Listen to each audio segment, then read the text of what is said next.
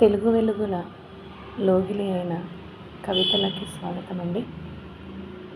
నా చిరు ప్రయత్నం ఇది.